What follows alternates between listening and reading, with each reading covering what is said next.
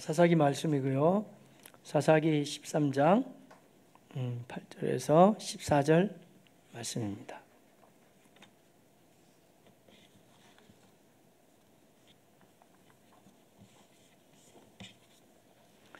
같이 읽으십니다.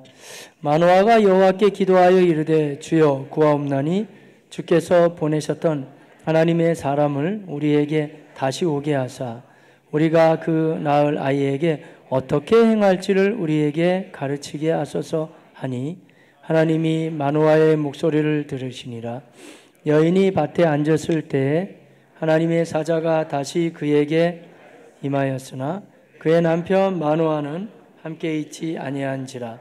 여인이 급히 달려가서 그의 남편에게 알리어 이르되 보소서 전일에 내게 오셨던 그 사람이 내게 나타났나이다 하매 마노아가 일어나 아내를 따라가서 그 사람에게 이르러 그에게 묻되 당신이 이 여인에게 말씀하신 그 사람이니까 하니 이르되 내가 그러다 하니라. 마노아가 이르되 이제 당신의 말씀대로 되기를 원하나이다. 이 아이를 어떻게 기르며 우리가 그에게 어떻게 행하리이까? 여호와의 사자가 마노아에게 이르되 내가 여인에게 말한 것들을 그가 다 삼가서 포도나무의 소산을 먹지 말며 포도주와 독주를 마시지 말며 어떤 부정한 것도 먹지 말고 내가 그에게 명령한 것은 다 지킬 것이니라 하니라. 아멘. 오늘은 우리가 다 아시는 것처럼 어린이 주일로 교회는 이제 지키고 있습니다.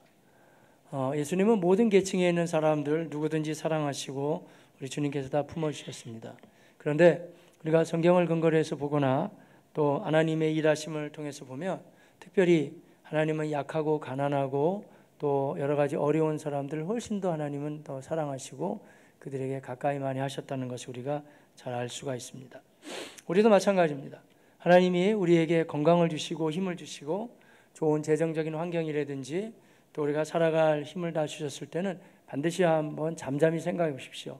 나 혼자만 잘 먹고 잘 살고 내 한 인생 그냥 이렇게 살다가 가라고 주신 거 아닙니다, 여러분.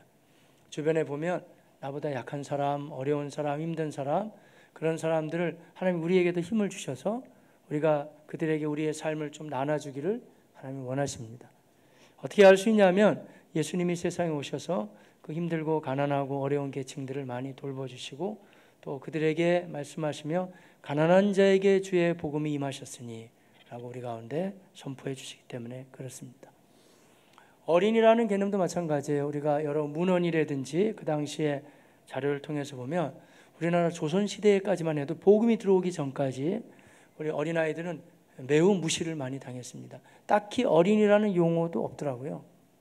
그냥 이것들 저것들 이렇게 많이 불렀어요. 그런데 이 땅에 기독교의 복음이 들어오게 되면서부터 어린아이들에 대한 인권도 많이 신장된 거예요. 오늘날에는 그야말로 우리 어린 친구들이 많은 부분에서 그래도 부모의 사랑을 많이 받고 누리는 영역들이 많이 있죠. 자매님들도 마찬가지입니다. 이 땅에 복음이 들어오기 전에는 특별히 여자분들도 굉장히 무시를 많이 당합니다. 그래서 조선시대만 해도 우리가 사극 같은 걸 봐도 금방 알 수가 있듯이 이렇게 얼굴을 가리게 쓰고 다니기도 하고 또 정당한 대우를 많이 받지 못하잖아요. 다 그래요. 어느 나라든지 간에 예수 그리스도의 이 평등한 복음, 사랑의 복음, 그리고 남을 배려하고 그리고 다른 사람을 살펴주는 이 그리스도의 사랑의 복음이 들어가기 전에는 어떤 나라가 됐든지 간에 좀 힘이 없고 약한 계층들은 항상 무시당하고 따돌림 당하고 힘을 못 쓰게 되어져 있죠. 그런데 예수의 복음만 들어가게 되면 다 변화가 나타나는 거예요. 우리 같이 기도합시다. 언젠가는 북녘 땅에도 이 그리스도의 피 묻은 복음이 풍성히 들어가기를 함께 기도해 주시길 바랍니다. 같은 말을 쓰고 같은 혈통이지만 그쪽에 살아가는 사람들은 굉장히 좀 어렵거든요. 그들에게도 예수의 복음만 들어간다면 다 평등한 그리고 사랑이 나눌 수 있는 그러한 주의 은혜가 임하게 될 것입니다. 그런데 독재 정권이라든지 악한 정부들은 기독교의 복음을 나름대로 수뇌부들은 외국 가서 공부하고 그래서 다 알고는 있어요. 그런데 복음이 기독교가 들어올까 봐 굉장히 두려워하고 안 좋아하죠. 왜냐하면 들어가게 되면 자기네들의 헤게모니가 다 무너지게 되거든요. 안 좋은 마음이죠, 사실은. 모두가 다 동등한 입장을 가지고 우리가 서로를 격려하면서 살아가는 그 하나님의 푸르고 푸른 나라를 우리는 계속 꿈꿔가시기를 바랍니다. 어린이에 대한 것도 마찬가지예요. 그래서 이 땅에 예수의 복음이 들어오면서 막 일어나게 됐고요. 그러다 보니까 세상에서도 뭐 어린이날 뭐 이런 거, 하지만 기원을 따져 올라가면 또 다음 주에 어버이 주일 설교도 또 합니다만은 어버이에 대한 것도 효도도 그렇고 어린이에 대한 배려도 사실은 다 성경이고 기독교에서 시작한 거예요. 근데 원체 많이 커지다 보니까 뭐가 어디서 먼저 시작됐는지 지금 우선순위가 막 뒤바뀌어서 그런데 사실은 다 교회에서 선한 영향력을 흘려보내게 되죠. 왜 그러냐면 그러한 모범을 우리 예수님이 아주 잘 보여주셨습니다. 그때나 이때나 우리는 아이들이 오는 걸 좋아하는 것 같지만 어른이 오는 걸 좋아해요. 왜냐하면 어른이 와야 봉사도 하고 뭐 여러 가지 재정적인 것도 헌신할 수도 있고 다 그러기 때문에 어른 숫자를 따지죠. 저는 그런 걸 별로 얼마 지향하지 않습니다만 근데 그런 걸 자꾸 물어보는 사람들 되게 많아요. 꼭 이래요. 지금 교회 몇 명이나 모이세요? 몇 명 모이면 뭐 어때요? 근데 꼭 물어본단 말이에요. 몇 명 모이세요? 그럼 어느 정도 모여요? 그러면 아니 그거 말고 꼭 그 다음 질문이 있어요. 장년부만 몇 명이냐고요. 그러면 애들은 사람 아닙니까? 근데 왜 그런 질문이 계속 나올까요? 어린아이들은 너무 어리고 뭐 이러니까 뭐 딱히 뭐 별로 할 일이 없는 것 같고 장년부가 몇 명이냐? 그 사람들이 일하고 그 사람들이 헌신하고 또 헌금도 드리고 충성하고 하니까 질문의 취지는 알죠. 그러니까 딱히 일할 사람 몇 명이나 되냐? 그런 얘기예요. 그런데 이런 게 있어요, 여러분. 그렇게 세는 건 맞지 않아요. 어린아이들 금방 자랍니다. 금방 청소년 되고 금방 청년 되고 또 장년 따로 있지 않아요. 단지 좀 약간 먼저 태어나고 늦게 태어나고 그 차이뿐이기 때문에 그건 그러한 구분보다는 모두 동일한 인격체를 우리가 같이 예수님의 마음으로 그렇게 세워나가시기를 바라겠습니다. 마태복음 19장 같은 데 보면 13절 이하에 그때도 예수님의 제자들조차도 그런 마음이 있었던 것 같아요. 이런 말씀이 기록되어 있어요. 그때 사람들이 예수께서 안수하고 기도해 주심을 바라고 어린아이들을 데리고 오매. 그러면 환영해야 될 거 아니에요. 예수님 앞에 안수받기 위해서 왔단 말이에요. 근데 제자들이 뭐 했냐면 제자들이 꾸짖거는 왜 애들 데리고 오는 거예요? 막 그랬다는 거예요. 애들은 절로 가 얘기했겠죠. 뭐 우리 사회에서 많이 쓰는 용어처럼 애들은 가라 이렇게 제자들까지도 그렇게 했단 말이에요. 근데 주님이 이 부분을 아주 안 좋아하셨어요. 예수님 말씀하시기를 그 다음 말씀 이렇게 이어집니다. 예수께서 이르시되 어린아이들을 용납하고 내게 오는 것을 금하지 말라. 심지어는 한 단계 더 나아가서는요. 천국이 이런 사람의 것이니라. 얼마나 귀하게 여기십니까? 그 다음 말씀 보면 이제 제가 14절까지 인용했는데 15절 이하는 주님이 그들을 다 일일이 안수하시니라. 굉장히 어린아이들 사랑하시고 그를 좋아하셨죠. 품어주시고. 그러니까 교회는 전반적으로 다 어린이들이 정말 활기 있게 일어나고 힘 있게 일어날 수. 물론 저도 주일학교 출신이고 뭐 여러분 가운데도 지금 교회학교 출신들이 꽤 많이 계실 거예요. 그러니까 우리 어렸을 때 그래도 우리가 공부를 잘하든지 못하든지 뭐 어떻게 하든지 그래도 교회는 참 평등했고 우리에게 많은 은혜와 혜택을 준 거는 틀림없거든요. 왜 주일학교, 교회학교, 교회만 있잖아요. 뭐 다른 종교에서도 뭐 부지런히 막 이렇게 같이 따라하려는 모습이 있는지 모르지만 사실은 기독교의 전반적인 분위기로 봐서는 어린 친구들을 굉장히 배려하고 그를 좋아하고 사랑하는 것은 바로 우리 주님으로부터 시작했다는 거예요. 우리는 이렇게 오늘도 세례받은 어린 아가들이 많이 있고 우리 교회는 그 젊은 형제 자매들과 또 어린 아가들이 많은 게 참 감사하고 행복한 교회예요. 근데 많지 않아요. 우리 같이 기도해야 돼요. 지금 한국 교회의 전반적인 분위기가 이렇지 않아요, 여러분. 저희 특별한 교회입니다. 특별한 은혜를 주시고 계시기 때문에 특별한 사명을 가지시길 바랍니다. 왜 하나님이 이렇게 붙이실까? 우리가 해야 될 일이 무엇일까? 했을 때 우리에게 허락된 이 아가들부터 해서 잘 믿음으로 이렇게 잘 세워나가야 되겠죠. 주님이 우리에게 부탁하시기 때문에 주님의 말씀이고 명령이라고 할 수가 있습니다. 자, 그러면 우리가 어린이 주일을 맞이하면서 그렇다고 한다면 교회 가운데 보내주신 우리 귀한 친구들, 다음 세대의 어린 친구들, 그리고 특별히 여러분의 가정 가운데는 가정가장에 하나님께서 부탁하신 그 어린 자녀들, 내가 어떻게 양육할 것인가? 이런 말씀을 이 아침엔 좀 나눴으면 해요. 근데 아쉽게도 우리 가정에는 어린 자녀만 있는 건 아니거든요. 벌써 세월이 지나면서 이미 다 성장해버린 그 성장한 자녀들이 다 있단 말이에요. 하지만 그럼에도 불구하고 부모된 자들의 입장으로는 아직은 끝난 게 아닙니다. 우리가 주 앞에 서는 그날까지 우리 자녀에 대한 책임을 끝까지 우리가 진행해 나가야 된다는 거예요. 왜냐하면 하나님이 우리에게 당부하시고 부탁하셨기 때문에. 저는 어린이 주일 설교를 하고 나면 모르겠어요. 올해도 그런 우리가 인사를 제가 듣게 될지 모릅니다만 참 그런 얘기 많이 들어요. 아니 목사님, 제가 목사님을 10년 전에 만났어야 되는 건데 20년 전에 이런 설교를 들었더라면 내가 이 자녀를 정말 잘 키울 수 있었는데.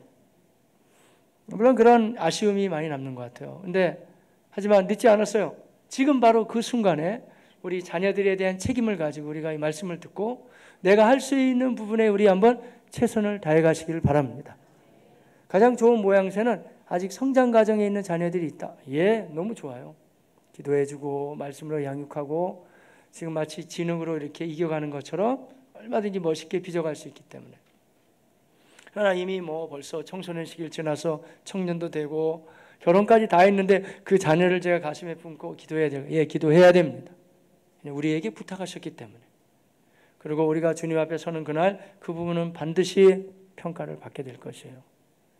한 영혼 한 영혼을 특별히 우리 가정에 태어나게 해주시고 부탁하셨기 때문에 그렇습니다. 굉장히 귀하죠. 자, 그럼 우리가 어떤 식으로 그러면 우리에게 부탁하신 그 자녀들 또 교회 가운데 부탁하신 그 자녀들 우리가 잘 양육할 수 있겠는가?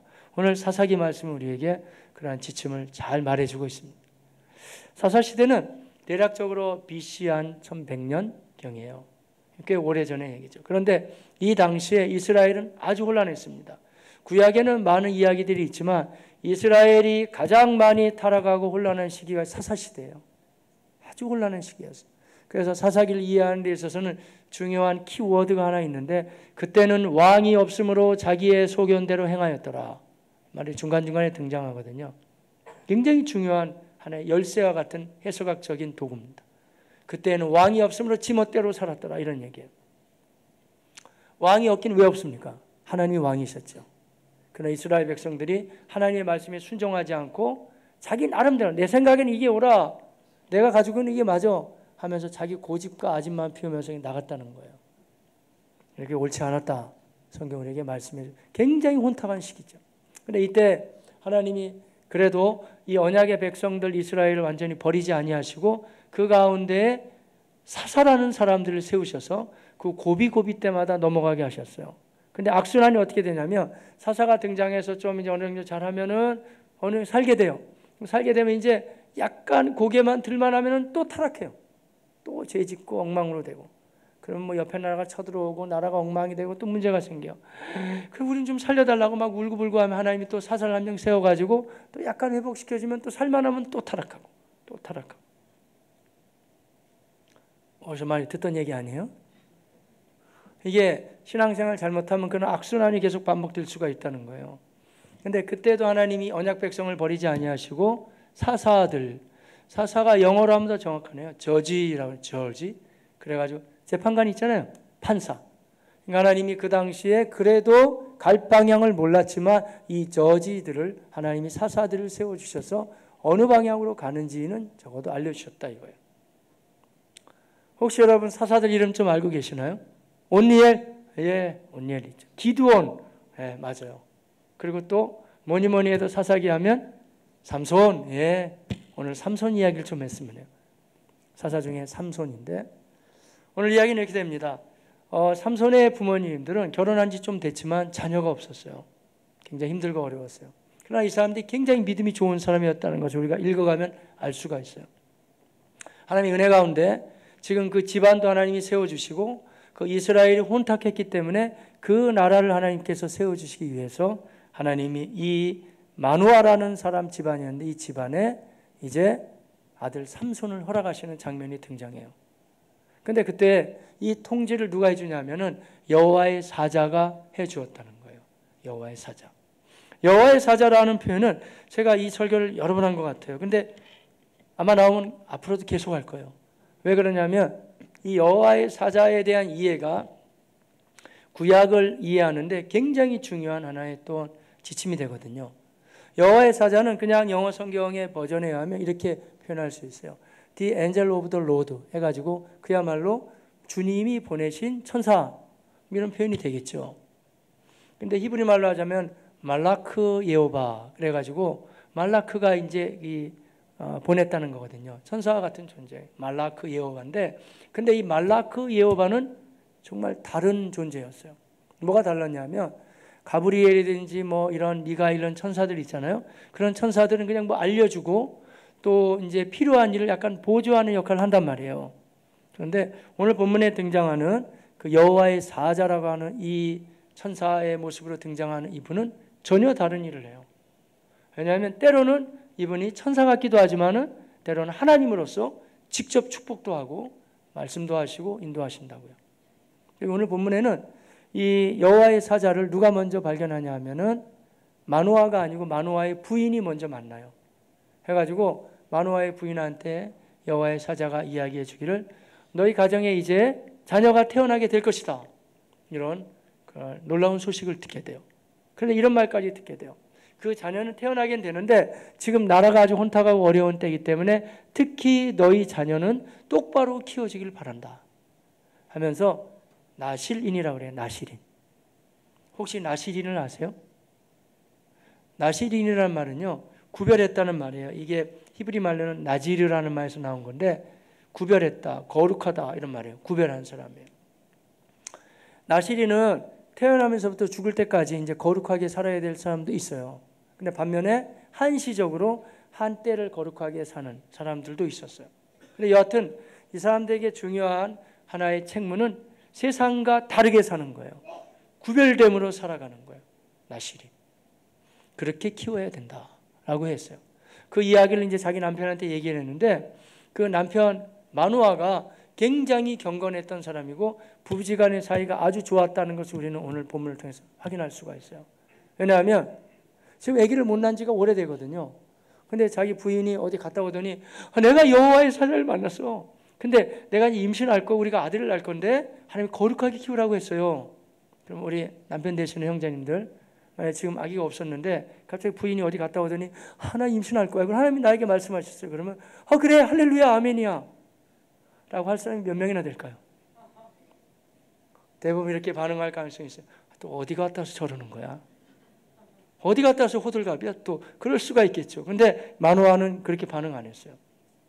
마노아는 그 얘기를 듣는 즉시에 하나님 너무 감사해요. 여호와께 기도하여 구하되 하나님 너무 감사한데 그 하나님의 사람을 보내주셨잖아요. 제가 그러면 그 아들이 이제 태어날 건데 벌써 다 믿는 거예요. 자기 부인의 이야기를. 그러면서 그 아들을 제가 어떻게 기르리까? 어떻게 행할지를 좀 가르쳐 주십시오. 그야말로 믿음이 좋은 아내고 믿음이 좋은 남편이고 다 그들이에요. 하나님 쓸만하니까 그 사람들의 집안을 사용하셔서 이제 일하신다는 것을 알 수가 있죠. 자, 그 이야기인데 한번 볼까요? 자, 8절 이하의 말씀이에요. 나머지 전반부는 제가 말씀드렸어요. 자, 시작. 마노아가 여호와께 기도하여 이르되 주여 구하옵나니 주께서 보내셨던 하나님의 사람, 여호와의 사자예요. 하나님의 사람을 우리에게 다시 오게 하사 우리가 그 낳을 아이에게 어떻게 행할지를 우리에게 가르치게 하소서. 예, 이렇게 물어본단 말이에요. 그러면서 지금 마노아는 뭐냐면 아기가 태어나는 것도 중요하지만 참 선한 마음이에요. 이 혼탁한 시대에 우리 아가가 태어나는데 일단은 태어나기만 해라 그게 아니라 이 아이를 어떻게 우리가 가르칠지 우리에게 좀 가르쳐 주십시오 라고 물어보게 되죠. 그러자 여러분 이런 게 있습니다. 우리 하나님은 지금도 살아계시고 우리의 진실한 기도를 흠양하시고 응답하시는 하나님이십니다. 여러분 그런 기도 응답 많이 받으셨어요? 전 많이 받았어요. 정말 하나님은 살아계십니다. 그래서 그분에게 우리가 가식이 없이 내가 진실하게 기도했을 때 그 기도는 바로 흠양될 수 있고 하나님은 그 가운데 바로 역사하실 수 있으십니다. 그분은 살아계신 하나님이십니다. 오늘 본문에 의하면 8절 다음에 바로 하나님이 응답하세요. 9절입니다. 시작. 하나님이 마노아의 목소리를 들으시 바로 응답하시잖아요. 그러면서 여호와의 사자가 또다시 현현하셨어요. 근데 그때도 자기 부인만 있었어요. 그러자 그 부인이 그 남편 마노아를 불러오게 되고 마노아가 만나요. 그때 만나서 하는 얘기는 동일한 질문이었어요. 예, 알겠어요. 그런데 우리가 이 아이를 어떻게 가르치리이까? 어떻게 이 아이에게 행하리이까? 아주 좋은 질문이죠.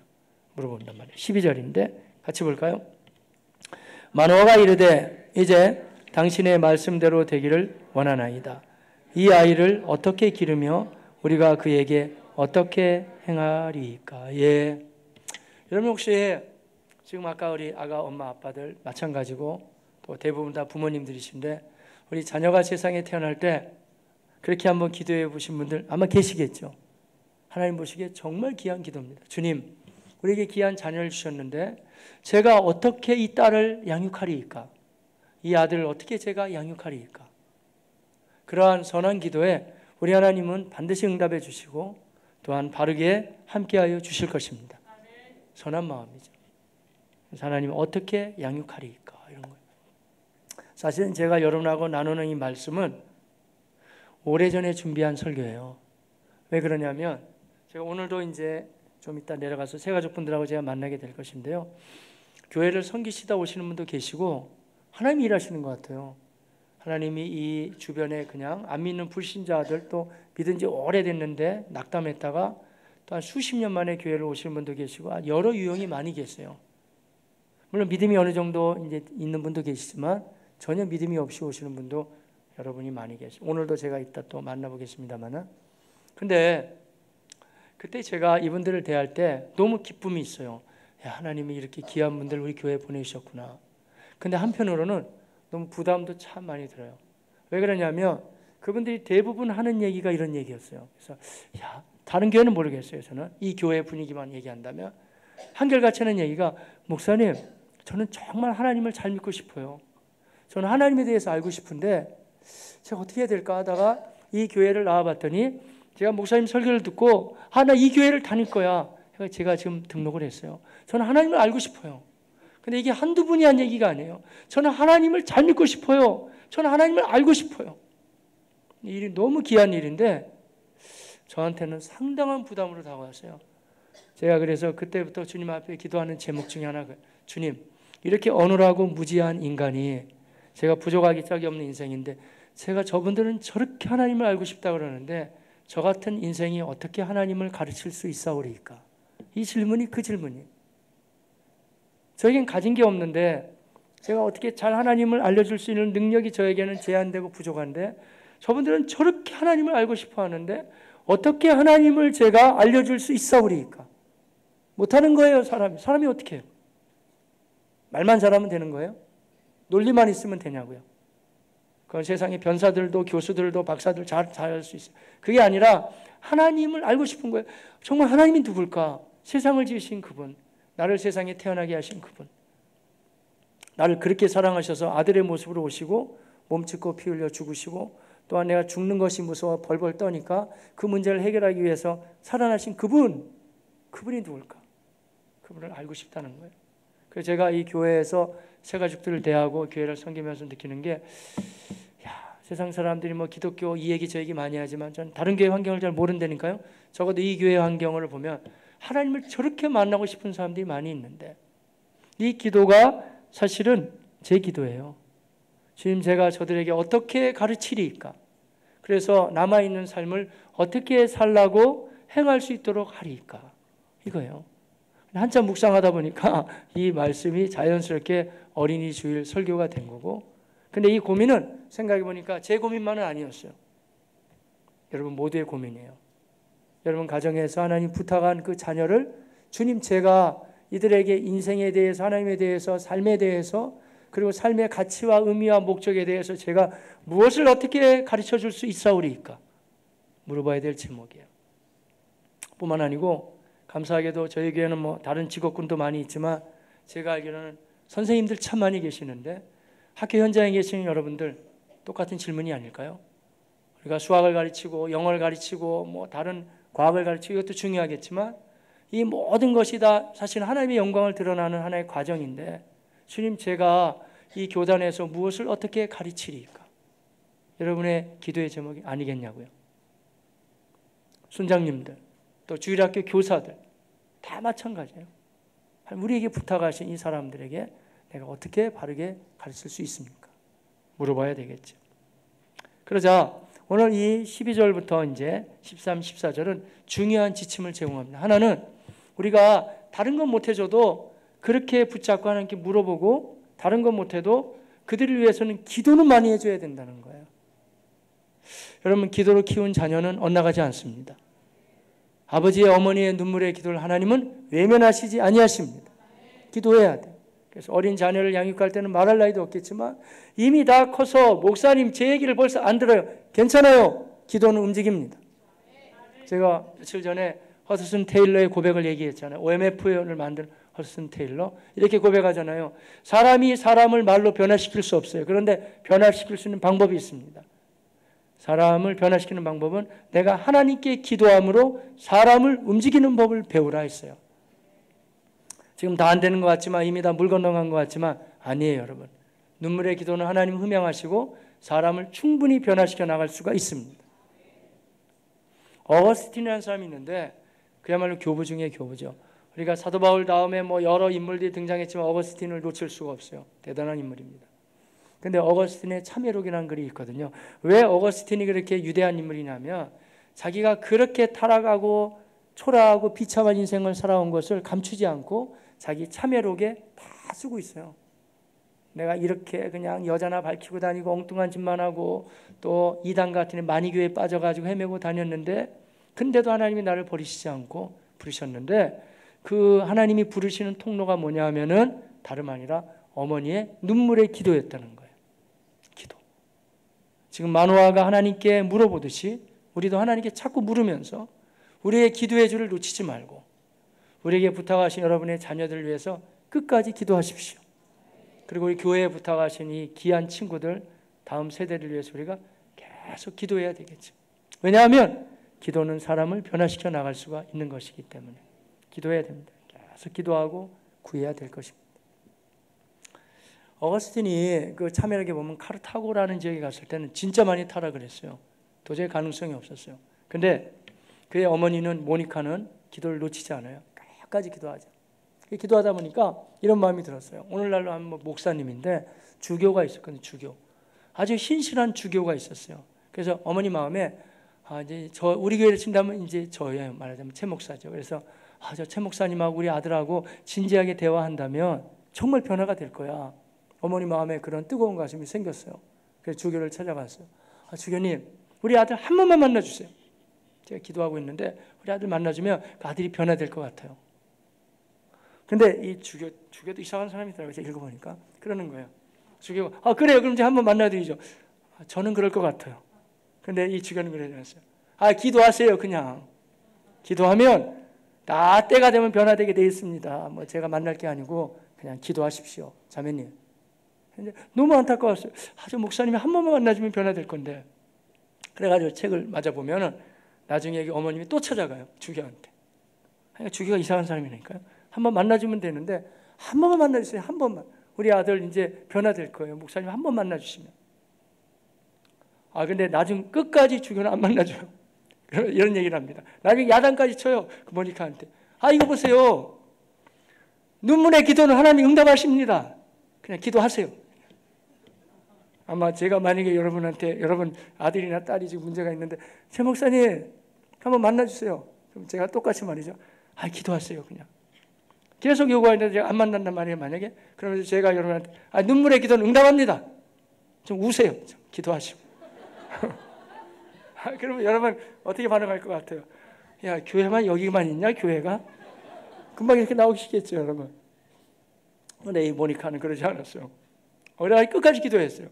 그래가지고 말이죠. 이 정말 하나님이 그의 눈물의 기도를 받으셔서 어거스틴 마음이 막 바뀌기 시작하는 거예요. 돌아오게 되었어요. 그래서 그 참회록에 하면 어머님이 이 이야기를 여러 번 했대요. 그러니까 주교 목사님을 원망하는 게 아니라 이렇게까지 얘기했대요. 돌아와서 생각해 보니까 그 목사님의 음성이 하나님의 음성이었다. 그렇다. 만나는 것도 중요하지만 나의 눈물의 기도를 통하셔서 하나님은 일하셨다는 거예요. 마찬가지예요, 여러분. 물론 좋은 사람 있으면 만날 수도 있겠죠. 그러나 여러분의 기도는 결코 헛되지 않습니다. 특별히 이 어머니, 아버지의 기도는 결코 헛된 게 없어요. 눈물의 기도예요. 제가 그 기도를 한번 몇 번 해봐서 알아요. 요새는 그렇게 잘 안 해요. 한번 해보니까 그 차이가 너무 나가지고 안 되겠더라고. 제가 기도를 인도하면서 이렇게 했어요. 자, 우리 남편들이 얼마나 힘쓰고 애쓰나요? 스트레스 많이 받고 직장에서도 어려워요. 자, 우리 남편들을 한번 기도해 줍시다. 그렇게 뜨겁게 많이 안 하시더라고. 근데 그 다음 기도가 뭐였냐면, 자, 우리의 딸을 위해서, 우리 아들을 위해서 우리 한번 기도하겠습니다. 그러니까 누가 안 시켰는데 막 주야! 벌써 농도가 틀려요. 농도가. 남편을 위해서 기도하는 거하고 자녀를 위해서 기도하는 게 이게 농도가. 그게 왜 그럴까 제가 생각해 보니까 이 부부 사이가 나쁘고 좋고를 떠나가지고 그것도 은혜인 것 같아요. 그냥 사람이 결혼하고 자녀가 태어나면 바로 그렇게 움직이는 것 같아요. 마음이. 그래야 자녀를 양육해 갈 거 아니에요.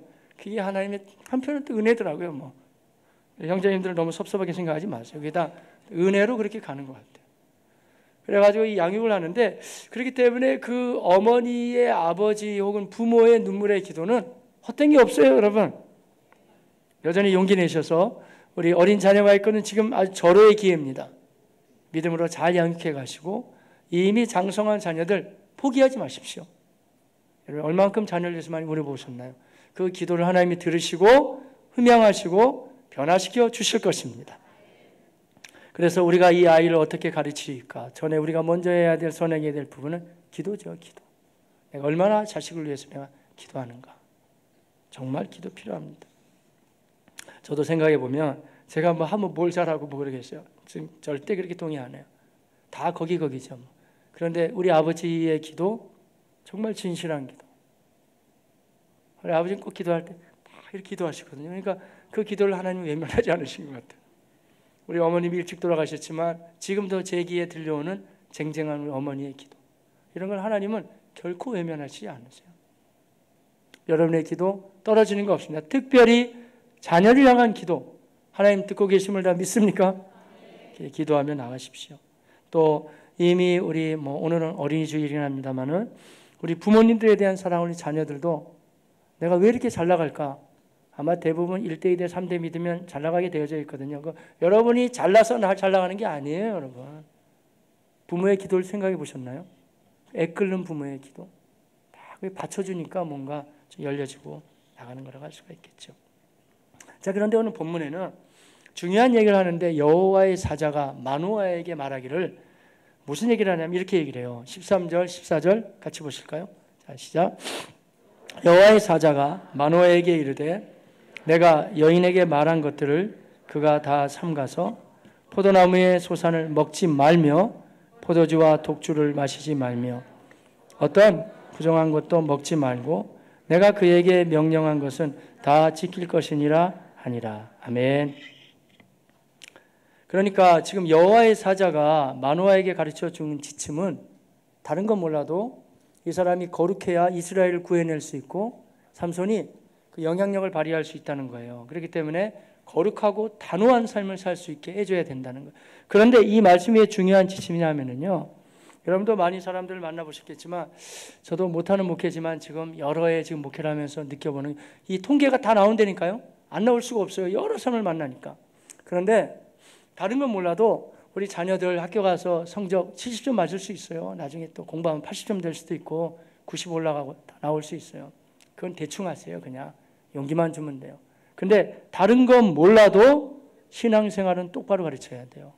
근데 만약에 이게 안 들어가잖아요. 그러면 그 자녀 절대 믿음생활 똑바로 못합니다. 제가 통계가 있다니까 이 머릿속에 데이터가 나오는 거예요. 그래서 이거는 때로는 엄하게 할 필요가 있구나 그러는 거예요. 그냥 일부러 막 야단치고 괴롭히고 자녀를 그렇게 하라는 얘기가 아니라 제가 지금까지 만나본 사람들의 경우에 그 부모가 자녀에 대해서 예배에 대해서 분명히 선을 긋고 또 때로는 주님 앞에 드리는 삶, 헌신의 삶을 철저히 했을 때 그 자녀들은 한 명도 엇나가는 자녀가 없었어요. 제가 지금까지 본 경우에는. 물론 이런 게 있죠. 이제 청소년 시기에 저항이 있어요. 뭐야 맨날 교회만 나가라고 그러고 힘들게 하고 그런데도 하나님이 그걸 또 역전시켜 주시면서 그들을 쓰세요. 근데 반면에 말이죠. 흐지부지하게 한 가정은 자녀 농사에 안 돼요. 여러분 잘. 인격적으로 대해야 한다. 야 그렇지. 너무 피곤해? 너무 바빠? 그래.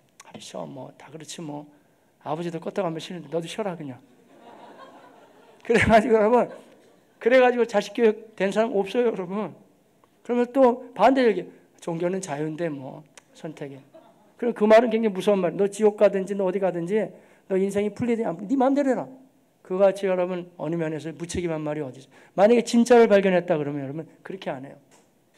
제가 전도할 때 많이 쓰는 건데 그 시시에도 그런 표현이 비슷하게 나옵니다만은 이런 표현 쓰죠. 아, 제발 그만하세요 아저씨. 그러면 아니에요. 제 얘기를 들어보세요. 만약에 제가 지금 당신이 지금 불치병에 걸려서 죽어가고 있는데 제가 특효약을 알고 있어요. 근데 요거 한 방울만, 그러니까 선생님이 요거 한 방울만 먹으면 선생님은 살아날 수 있는 약을 제가 알고 있어요. 그러면 제가 선생님한테 선생님 드실래요? 말래요? 싫다고요? 그럼 마시고. 이건 제 양심이 아니에요. 제가 만약에 진짜를 발견했다 그러면 선생님 그만해요. 그래도 제가 입을 벌리고서라도 이거를 넣는 게 저는 제 양심이 맞다고 생각해요. 근데 그게 여러분 복음이에요. 그게 예수 그리스도의 이 진리고. 그러니까 왜 부모가 때로는 강압하냐 하면은요, 자녀를 괴롭힐 부모가 누가 있어요? 그 길을 분명히 알고 있는 거예요. 그래서 네가 이렇게 살아야 되고 그렇게 달려가야 돼. 맞는 거야. 해서 그렇게 양육한 가정은 실패하지 없어요. 실패가 없어요, 여러분. 근데 대부분의 경우에 무너지냐면 뭐 중간고사인데 나 지금 너무 바빠. 그래 이거 끝나고 가라. 성적이나 잘 받고 아버지는 널 기대한다. 기대하기 뭘 기대해요, 여러분. 되게 사람 좋은 사람 같지만 벌써 무너지는 거예요, 계속. 그러면 기말고사 때 또 그러고 이제 고3 때만 들고 나오네. 그럼 아버지 이제 고3인데 좀 쉬었다가 나 지금 인서울 들어가야 될 거 아니에요. 인서울 가면 뭐 풀려요? 근데 무조건 들어가야 될 거 아니야. 그래 들어가고 나서 얘기하자. 뭐 그 다음부터는 우리 아들 멋지게 한번 신앙생활 해보는 거야. 하긴 뭘 합니까, 여러분? 1년 쉬었는데 교회 나와요? 안 나오죠, 여러분. 그게 딱 무너지는 거예요. 근데 오늘 성경은 그게 아니에요.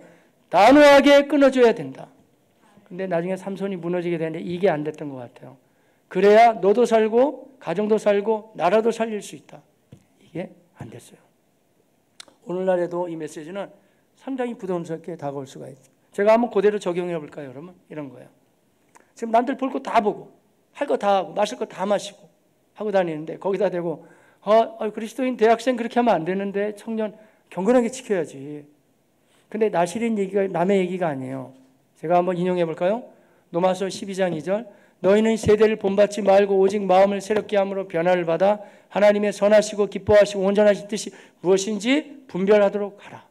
그러니까 나실인은 이 삼손 얘기만 사무엘 얘기만 얘기가 아니에요. 오늘날 우리도 하나님이 각자의 가정을 세우고 직장을 세우고 지역을 변화시키고 다 하나님께서 계획이 있는 거예요. 근데 우리가 세상하고 그냥 어영부영 다 똑같잖아요. 당장은 편할지 모르지만 그 사람 전도 못합니다, 여러분. 왜냐하면 같이 마셔, 같이 펴대, 같이 갈 때 다 가. 야 이번 주에 우리 교회 나와. 너무 좋아 예수님 믿으면. 그러면 그 사람 바로 얘기하면 내 친구가 너 교회 다녔냐? 그래 뭐라고 물겠어요? 너하고 나하고 다른 게 뭔데? 뭐가 다르는데? 일주일에 한 번 교회 가는 거? 그거 달라? 그거 말고 뭐가 달라?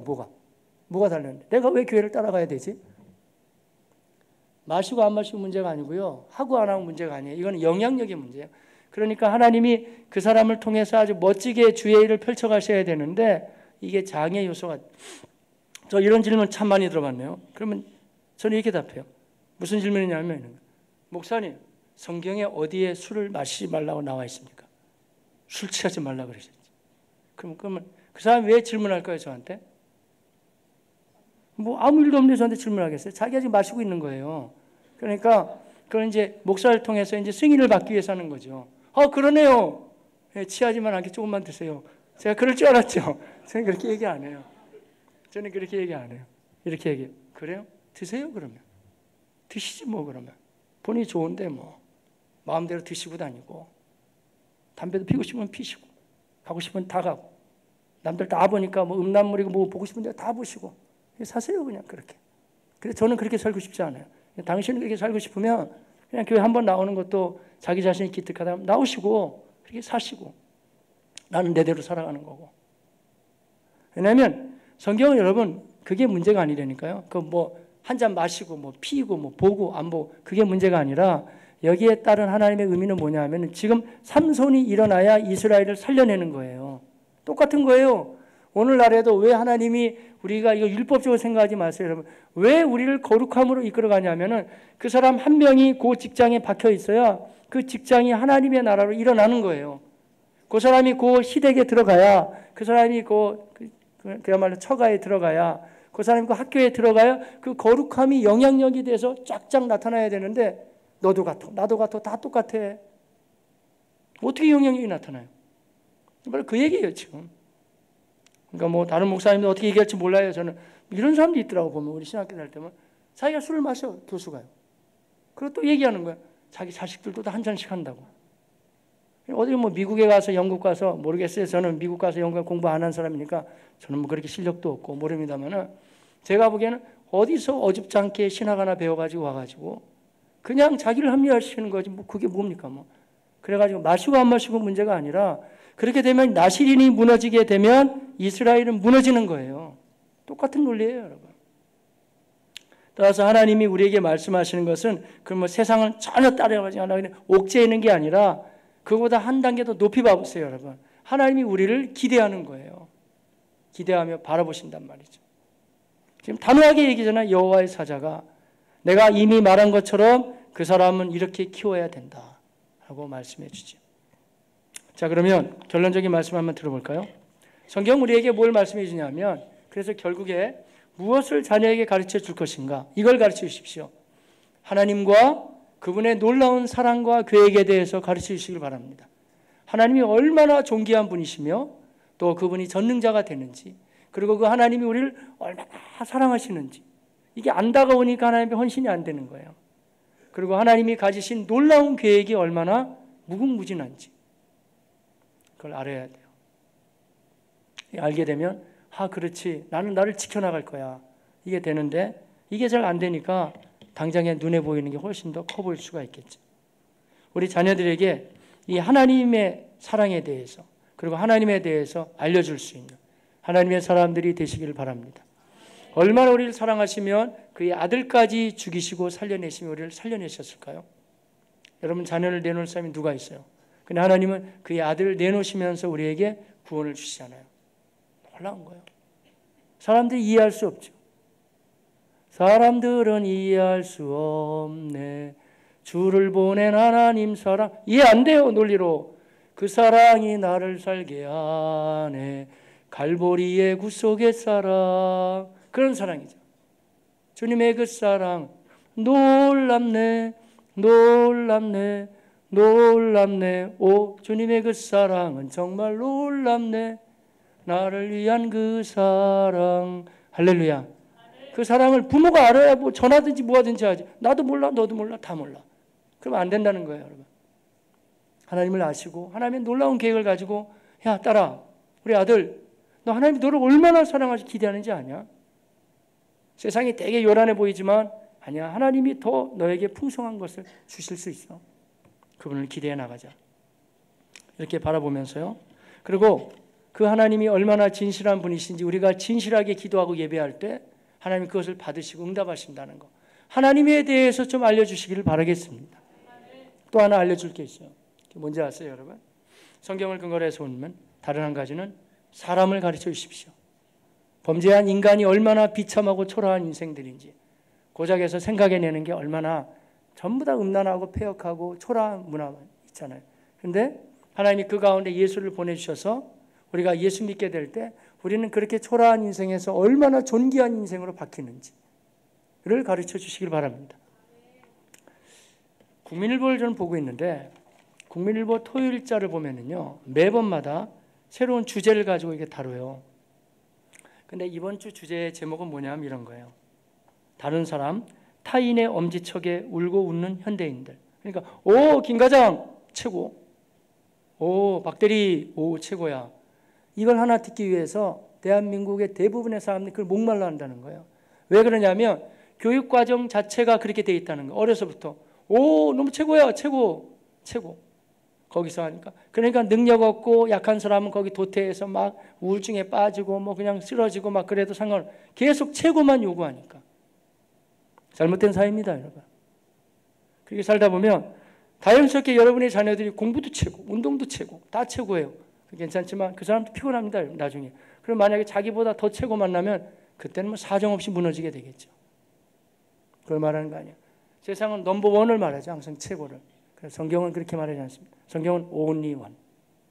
너는 너로서 소중하다는 거예요. 그러니까 우리가 뭘 가르쳐줘야 되냐면 세상 살다 보면 별별 일이 다 있겠지만 하나님이 너를 위해 희생하시고 너를 살려냈기 때문에 너는 누구하고도 바꿀 수 없는 소중한 존재야. 공부 잘할 수도 있고 못할 수도 있고 좋은 데 들어갈 수도 있고 못 들어갈 수도 있고 길이 열릴 수도 있고 막힐 수도 있지만 그럼에도 불구하고 하나님은 여전히 너를 사랑하시고 아버지도 어머니도 너를 여전히 사랑하고 있고 너는 소중한 존재라는 거. 세상하고 반대로 좀 가시기를 바라겠습니다. 예, 그걸 가르쳐줘야 돼요. 그래서 예수 믿고 나서는 이런 고백이 필요하지 않을까요? 이사야서 49장 5절에 있는 것처럼 그러므로 내가 여호와 보시기에 사람 보기에가 아니고 여호와 보시기에 전에 한글판이 이렇게 표현됐어요. 이번에는 또 영화롭게로 바뀌었지만 내가 여호와 보시기에 존귀한 자가 되었으니 사람이 날 우습게 봐도 하나님이 그의 아들의 핏값을 날 사주시고 내가 존귀한 사람이 됐다는 거예요. 나는 존귀한 사람이 되었으니 나의 하나님은 나의 힘이 되셨도다. 그걸 가르쳐줘야 돼요. 그래서 세상 살다 보면 여러 굴곡이 있지만 그러나 여전히 쓰러지지 않고 건강한 자아로 일어날 수 있게 우리 아들에게 우리 딸들에게 그러한 믿음에 대한 말씀을 심어주시길 바라겠습니다. 지난주 주일 저녁 시간에 나오신 분도 계시지만 못 나오신 분 많이 계시는데 오광석 선교사와 박형임 선교사는 우리 교회 오래전에 전도사로 있었어요. 근데 이분들이 사역을 할 때인데 저는 그 깊은 얘기까지 못 들어봤네요. 저도 저녁 예배 시간에 처음 들어봤어요. 근데 그 박형임 선교사는 나사렛 교회 다니기 때문에 사모님이시지만 목사님이 됐어요.